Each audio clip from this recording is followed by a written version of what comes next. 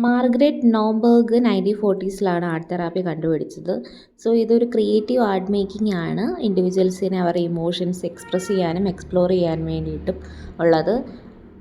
ആളുകളുടെ ഇടയിൽ കുട്ടികൾ മുതൽ എൽഡർലി ആയിട്ടുള്ളവർക്ക് ഈ ആർട്ട് തെറാപ്പി യൂസ് ചെയ്യാം.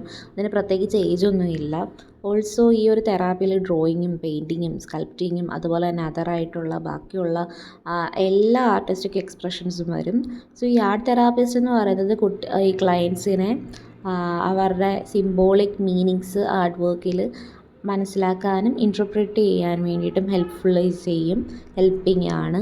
ഓൾസോ ഇതാണെങ്കിൽ ഈ ട്രോമ, ആൻസൈറ്റി, ഡിപ്രഷൻ അതുപോലെ തന്നെ വേറെ മെൻ്റൽ ഹെൽത്ത് ഇഷ്യൂസ് ഉള്ള ഇൻഡിവിജ്വൽസിനൊക്കെ ഭയങ്കര ബെനിഫിഷ്യലാണ്.